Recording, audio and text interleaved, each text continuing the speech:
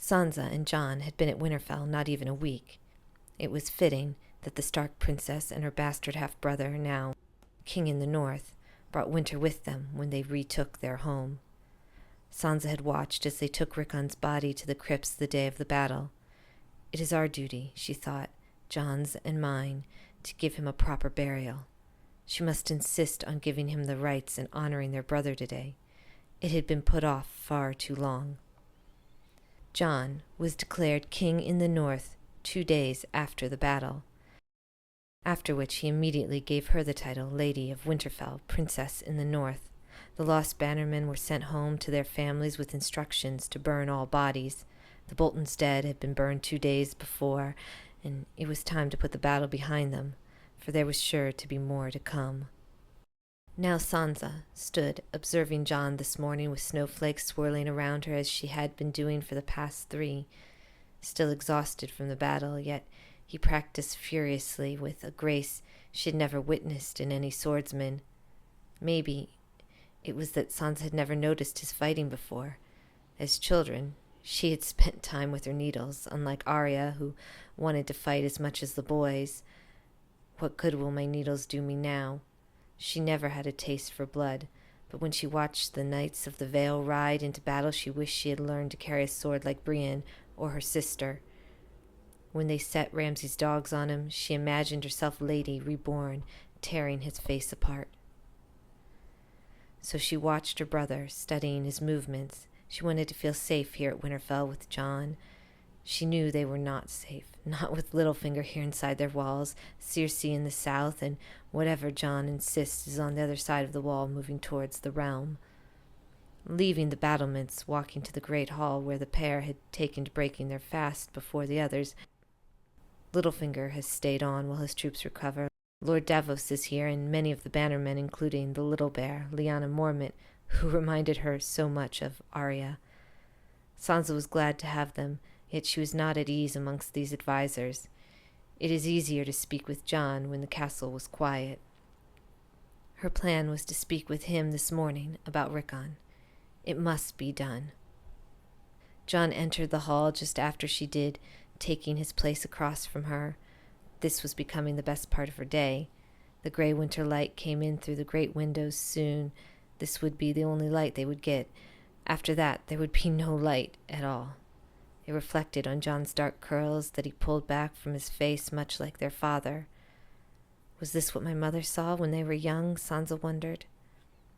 "Did I win the battle this morning?" He greeted her with a half-smile. "You saw me?" she asked. "Hard to miss that red hair," he laughed. "It's brighter than the sun these days. Might blind me if I'm not careful."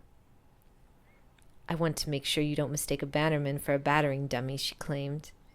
"Well, I will if you blind me," he responded. They both smiled and laughed. Sitting there with him, Sansa could almost pretend all of the horrible things had never happened, that they were like her mother and father before she went to the capital.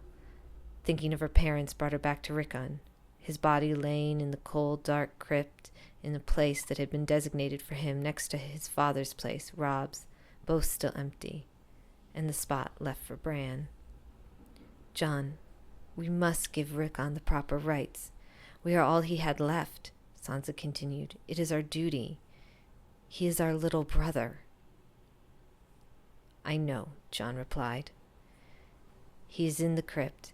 His body has been washed. The stonemason will come today to bring the marker," Sansa said, not relenting without a firm answer from Jon. "I know," he said again. Sansa looked at him firmly. "Today," she added. "I know." "I know," his voice growing tense. "We can't wait to find Arya and Bran, even if they are still alive. This is our family," she pressed on. He just stared back at her and continued to push the food around on his plate, food he hardly ate, just pushed around. Sansa was no longer a child. The horrors she had experienced gave her a command in her requests. Jon could hardly refuse, no matter how much he did not want to go down to the crypts. "Today," he said softly. Sansa realized Jon was scared of the crypts. They had played there as children, and she had been the one who was afraid. She didn't like it when her Lord Father made them go down there to pay their respects to their ancestors. She had been so jealous Father never made him come with them. She thought it was because he was a bastard. When they were children, he was never afraid. Now, as a man so brave in every other way, he was afraid of the crypts. She almost laughed to herself. I didn't like the crypts when we were young. I was jealous Father never made you go down, Sansa said with kindness, trying to ease his discomfort. She gazed at the sad smile Jon gave her while he was getting up from the table, just as Littlefinger and Lord Davos were entering the hall. As he leaned over her to kiss her forehead and take his leave, like a conspirator, whispering, she added, "And I'd be afraid to go down there if I'd come back from the dead, too. The crypts might decide they want you back." "And what would you do if they did?" he asked slyly. "I'd set a pack of dogs on anyone who tries to take you," she responded. At that, they both smiled. "Today," he said, running his hand from the top of her head, touching her hair slightly. The gesture only lasted a moment. Sansa wished it could last longer, yet the risk was too great. Sansa knew Littlefinger must not see her too comfortable around Jon. She feared what he would do to both of them if he thought she was closer to Jon than to him. She no longer had any friends, no one to laugh with or share secrets with. Jane Poole was long gone. Queen Marjorie had been her friend. Well, maybe not a friend. At least she had been a friendly person to talk with. It pained her to think what had happened to the young queen and her brother. "That will not be us. We will freeze in winter snow before I let Cersei burn us." Littlefinger had entered the room and took a place across from Sansa at the table, watching Jon as he walked out of the hall. She can see it now in his slyness, his false praise. He hates Jon. He hates their family. Everyone who wasn't her mother. Every Stark that took Lady Catelyn from him. For that matter, Sansa reflected that her lady mother would be full of hate to see Jon declared king in the north while 2 of her sons were dead in the ground, and 1 missing. Or maybe she would blame herself.